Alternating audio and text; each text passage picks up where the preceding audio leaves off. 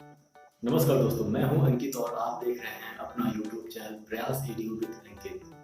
जी हाँ, जैसा कि आप लोग जानते हैं कि हमने एक सीरीज का प्रारंभ किया है। इसके पहले हमने देखा था वैदिक काल के संबंधित जितने भी महत्वपूर्ण प्रश्न थे, यानी कि जितने भी बहुविकल्पीय प्रश्न थे वैदिक काल से, उन सभी को हमने हल किया था। यदि आपने वह वीडियो नहीं देखा है तो डिस्क्रिप्शन में उसका लिंक मिल जाएगा, वहाँ पे जाकर आप उसे देख सकते हैं। तो बात करते हैं आज की। आज के वीडियो में हम जानेंगे जैन धर्म के बारे में। जी हाँ, यानी कि जैन धर्म से जुड़े हुए उन तमाम महत्वपूर्ण प्रश्नों को हल करेंगे जो विभिन्न सरकारी परीक्षाओं में पूछे गए हैं और आगे भी पूछे जाने की पूरी पूरी संभावना है। तो चलिए, आपका ज़्यादा समय न लेते हुए आज का वीडियो प्रारंभ करते हैं। तो चलिए आइए शुरू करते हैं। आज का पहला प्रश्न है, जैन धर्म के प्रथम तीर्थंकर एवं संस्थापक कौन थे? आपके ऑप्शन हैं ए महावीर स्वामी, बी गौतम बुद्ध, सी सिद्धार्थ या फिर डी ऋषभ देव। तो बताइए आपका जवाब क्या होगा? जी हाँ, इसका जवाब होगा डी यानी कि ऋषभ देव। ऋषभ देव जैन धर्म के प्रथम तीर्थंकर एवं संस्थापक थे। देखिए, इसमें कन्फ्यूजन होता है क्योंकि जैन धर्म में कुल मिला के 24 तीर्थंकर हुए थे। तो कौन से पहले थे, इसमें कई बार लड़के कंफ्यूज हो जाते हैं। तो इसको याद करने के लिए सबसे आसान तरीका है ये है कि भारतीय संस्कृति में जो सबसे पुरातन सभ्यता था, यानी कि मान लीजिए जो सबसे पुराना था, सबसे पुराना तो मुख्य रूप से हड़प्पा सभ्यता था। उसके बाद का जो सभ्यता था यानी कि वैदिक काल था। तो वैदिक काल में जो ऋषि थे वो ज्ञानी हुआ करते थे, यानी कि आत्मज्ञान की उन्हें प्राप्ति थी। तो इसी प्रकार से जो जैन धर्म के जो पहले तीर्थंकर यानी कि सबसे पहले तीर्थंकर जो थे वो ऋषभ देव थे। तो इनका जो नाम है यानी कि ऋषभ यानी कि ऋषि, ये ऋषि और आप वैदिक काल के ऋषि को एक साथ मिला सकते हैं, यानी कि पुराने काल में जो ज्ञानी थे और जो जैन धर्म के जो सबसे पहले ज्ञानी थे उनका जो नाम है वो लगभग समान रूप से है, यानी कि ऋषि या फिर ऋषभ देव। चलिए अब चलते हैं प्रश्न संख्या 2 की तरफ। प्रश्न संख्या 2 है, जैन धर्म के 24वें तीर्थंकर कौन थे? आपके ऑप्शन हैं ए सिद्धार्थ, बी जामवली, सी महावीर स्वामी या फिर डी ऋषभ देव। तो बताइए आपका जवाब क्या है? जी हाँ, आपका जवाब होगा सी यानी कि महावीर स्वामी। महावीर स्वामी जैन धर्म के 24वें तीर्थंकर थे। चलिए पढ़ते हैं प्रश्न संख्या 3 की ओर। प्रश्न संख्या 3 है, महावीर स्वामी का जन्म कहाँ हुआ था? आपके ऑप्शन हैं ए वैशाली के कुंडग्राम, बी सारनाथ, सी कुशीनगर या फिर डी राजगीर। तो बताइए अपना जवाब क्या है? जी हाँ, इसका जवाब है ए यानी कि वैशाली के कुंडग्राम में। चलिए बढ़ते हैं प्रश्न संख्या 4 की तरफ। प्रश्न संख्या 4 है, महावीर के पिता का क्या नाम था? आपके ऑप्शन हैं ए सिद्धार्थ, बी जामवली, सी गौतमी या फिर डी शुद्धोधन। तो बताइए आपका जवाब क्या होगा? जी हाँ, इसका जवाब होगा ए यानी कि सिद्धार्थ। यहाँ आप लोग को यह समझने वाली बात है कि महावीर के जो पिता नाम था वही गौतम बुद्ध के बचपन का नाम था, यानी कि जहाँ महावीर के पिता का नाम सिद्धार्थ था वहीं गौतम बुद्ध के बचपन का नाम भी सिद्धार्थ था। तो यदि आप इन दोनों को एक साथ देखते हैं तो इस प्रश्न को याद करना आसान हो जाएगा। चलिए अब चलते हैं प्रश्न संख्या 5 की तरफ। प्रश्न संख्या 5 है, महावीर के माता का क्या नाम था? तो आपके ऑप्शन हैं ए त्रिशला, बी यशोदा, सी माया देवी या फिर डी यशोधरा। तो बताइए आपका जवाब क्या होगा? जी हाँ, इसका जवाब होगा ए यानी कि त्रिशला। त्रिशला महावीर के माता जी का नाम था। चलिए पढ़ते हैं प्रश्न संख्या 6 की तरफ। प्रश्न संख्या 6 है, महावीर स्वामी का एक अन्य नाम क्या था? आपके ऑप्शन हैं ए सोमनाथ, बी धर्मानंद, सी निगंठनाथ पुत्र या फिर डी नेमिनाथ। तो बताइए आपका जवाब क्या होगा? जी हाँ, इसका जवाब होगा सी यानी कि निगंठनाथ पुत्र। चलिए अब चलते हैं प्रश्न संख्या 7 की तरफ। प्रश्न संख्या 7 है, महावीर स्वामी के बचपन का क्या नाम था? आपके ऑप्शन हैं ए सिद्धार्थ, बी वर्धमान, सी चंद्रप्रभ या फिर डी धर्मनाथ। तो बताइए अपने जवाब। जी हाँ, बिल्कुल सही। इसका जवाब है बी, यानी कि वर्धमान। चलिए बढ़ते हैं प्रश्न संख्या 8 की तरफ। प्रश्न संख्या 8 कह रहा है, महावीर स्वामी की पत्नी का क्या नाम था? आपके ऑप्शन हैं ए यशोदा, बी त्रिरत्ना, सी त्रिशला या फिर डी यशोधरा। तो बताइए आपका जवाब क्या होगा?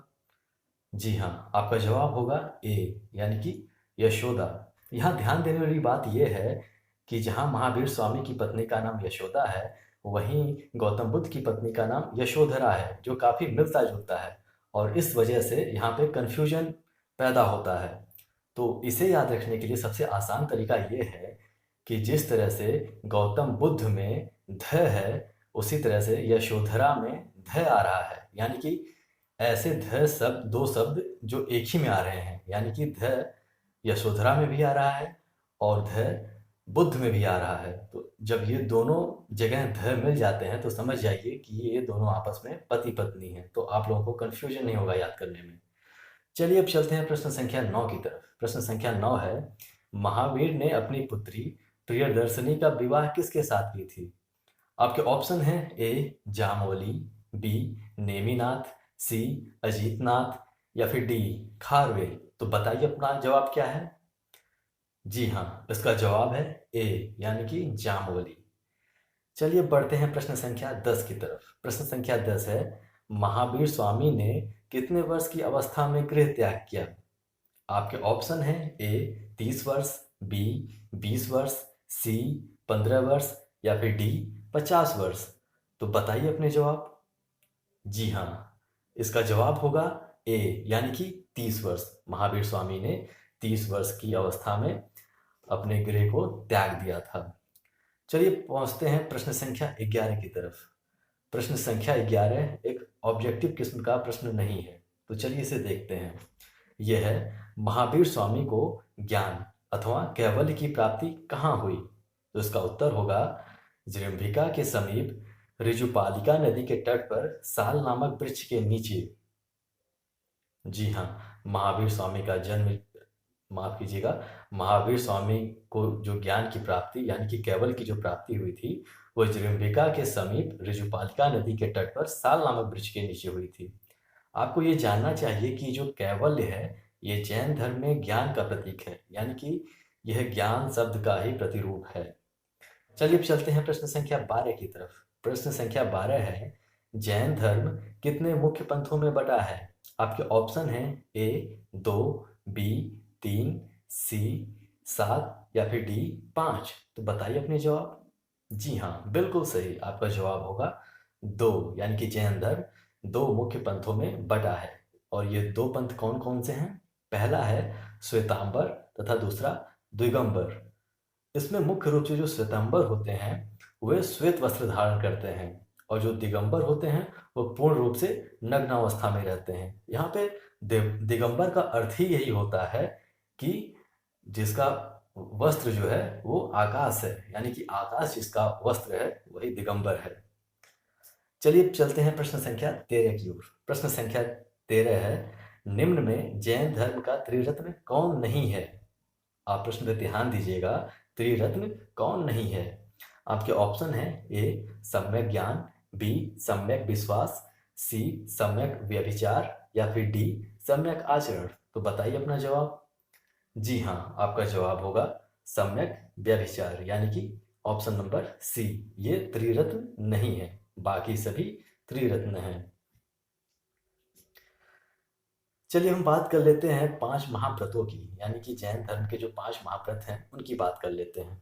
तो पहला है अहिंसा, यानी कि जैन धर्म हमें ये सिखाता है कि हमें हिंसा नहीं करनी चाहिए, यानी कि हमें जीवों के साथ दया भाव रखना चाहिए, उनकी हत्या नहीं करनी चाहिए।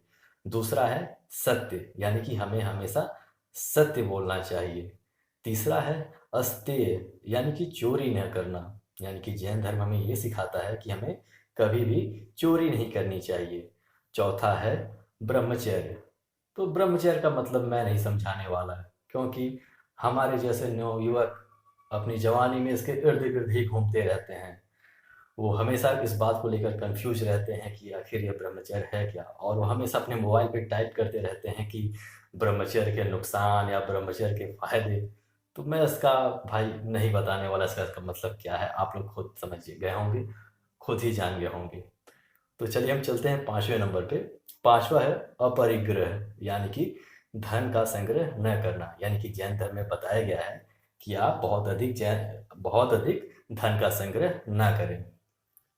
चलिए चलते हैं प्रश्न संख्या 14 की तरफ। प्रश्न संख्या 14 है, जैन धर्म का सबसे बड़ा केंद्र कहाँ था?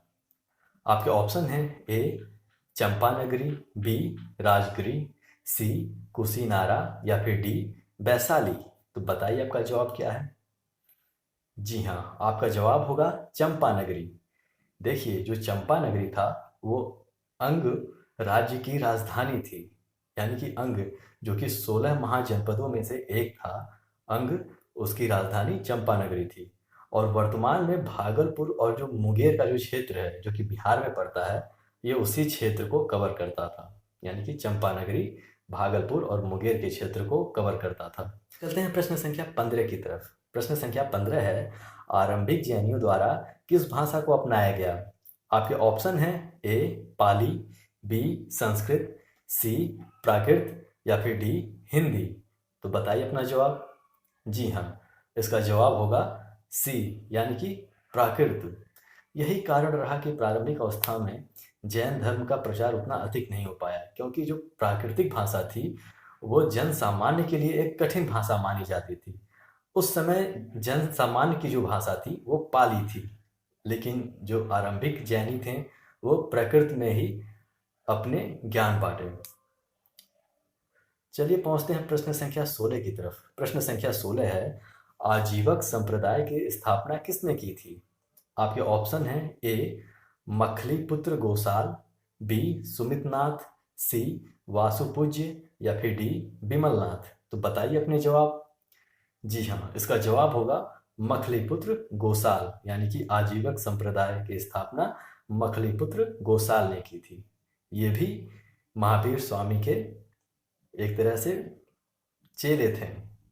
चलिए चलते हैं प्रश्न संख्या 17 की तरफ। प्रश्न संख्या 17 है, महावीर स्वामी ने अपना पहला उपदेश कहाँ दिया?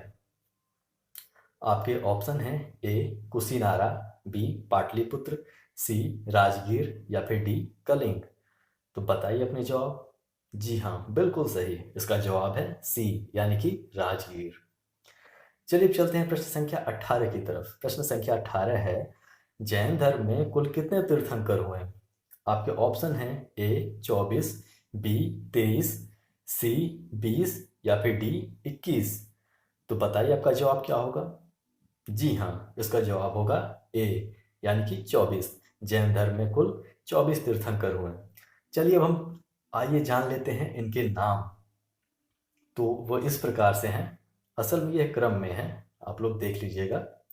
यह है ऋषभदेव, अजीतनाथ, संभवनाथ, अभिनंदन, सुमितनाथ, पद्मप्रभु, सुपार्श्वनाथ, चंद्रप्रभ, सुविधिनाथ, शीतलनाथ, श्रेयांसनाथ, वासुपूज्य, बिमलनाथ, अनंतनाथ, धर्मनाथ, शांतिनाथ, कुंथनाथ, अरिनाथ, मल्लिनाथ, मुनिसुव्रत, नेमिनाथ, अरिष्टनेमि, पारश्वनाथ और महावीर स्वामी। आप लोग को ये जानना चाहिए कि इसमें जो 3 नाम है, यानी कि पहला ऋषभदेव, फिर 23वें नंबर का यानी कि पार्श्वनाथ और 24वां यानी कि महावीर स्वामी, ये तीनों बहुत ही महत्वपूर्ण है, इसी से प्रश्न पूछे जाते हैं। चलिए अब चलते हैं प्रश्न संख्या 19 की तरफ। प्रश्न संख्या 19 है, महावीर की मृत्यु कहाँ हुई? आपके ऑप्शन हैं ए पावापुरी, बी कुशीनगर, सी सारनाथ या फिर डी मगहर। तो बताइए अपना जवाब। जी हाँ, इसका जवाब होगा ए, यानी कि पावापुरी में। प्रश्न संख्या 20 है, रणथंभौर के जैन मंदिर का शिखर किसने बनवाया? आपके ऑप्शन हैं ए पृथ्वीराज चौहान, बी चंद्रगुप्त मौर्य, सी अशोक या फिर डी राजा जयसिंह। तो बताइए अपने ऑप्शन। जी हाँ, इसका ऑप्शन होगा ए, यानी कि पृथ्वीराज चौहान। तो चलिए चलते हैं प्रश्न संख्या 21 की तरफ। प्रश्न संख्या 21 है, जैन धर्म का सबसे आधारभूत सिद्धांत क्या है? आपके ऑप्शन है ए अहिंसा, बी विराग, सी कर्म या फिर डी संग्रह। तो बताइए अपने जवाब। जी हाँ, इसका जवाब होगा ए यानी कि अहिंसा। चलिए चलते हैं प्रश्न संख्या 22 की तरफ। प्रश्न संख्या 22 है, माउंट आबू का दिलवाड़ा मंदिर किस धर्म से संबंधित है? आपके ऑप्शन है ए हिंदू धर्म, बी जैन धर्म, सी बौद्ध धर्म या फिर डी पारसी। तो बताइए अपने जवाब। जी हाँ, इसका जवाब होगा बी यानी कि जैन धर्म। चलिए अब चलते हैं प्रश्न संख्या 23 की तरफ। प्रश्न संख्या 23 है, माउंट आबू का दिलवाड़ा मंदिर किस राज्य में स्थित है? आपके ऑप्शन है ए राजस्थान, बी हिमाचल प्रदेश, सी आंध्र प्रदेश अथवा डी उत्तर प्रदेश। तो बताइए अपना उत्तर। जी हाँ, इसका उत्तर है ए यानी कि राजस्थान। माउंट आबू का दिलवाड़ा मंदिर राजस्थान में स्थित है। चलिए चलते हैं प्रश्न संख्या 24 की तरफ। प्रश्न संख्या 24 है, चंद्रगुप्त मौर्य किस धर्म के प्रबल अनुयायी थे? आपके ऑप्शन है ए ब्राह्मण धर्म, बी जैन धर्म, सी बौद्ध धर्म अथवा डी सिख धर्म। तो बताइए अपना जवाब। जी हाँ, इसका उत्तर होगा बी यानी कि जैन धर्म। चंद्रगुप्त मौर्य जैन धर्म के ही अनुयायी थे। असल में अपने अंतिम समय में ये अपना राज्य त्याग कर चले गए और जैन धर्म के मतानुसार व्रत रहकर यानी कि भूखा रहकर अपने शरीर को त्याग दिया। ऐसा मत है कि यदि भूखे रहकर शरीर को त्याग दिया जाए जैन धर्म में तो मोक्ष की प्राप्ति होती है।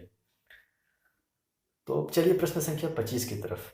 प्रश्न संख्या 25 है, जैन साहित्य को क्या कहा जाता है? आपके ऑप्शन है ए त्रिपिटक, बी वेद, सी अंग या फिर डी आर्य सूत्र। तो बताइए आपका जवाब क्या है। जी हाँ, इसका उत्तर होगा सी यानी कि अंग। चलिए चलते हैं आज के अंतिम प्रश्न की ओर। आज का अंतिम प्रश्न है, जिस जैन ग्रंथ में जैन तीर्थंकरों के जीवन चरित्र है वो हैं। आपके ऑप्शन है ए आदि पुराण, बी कल्पसूत्र, सी भागवत या फिर डी त्रिपिटक। बताइए आपका ऑप्शन क्या होगा। जी हाँ, इसका ऑप्शन होगा बी यानी कि कल्पसूत्र।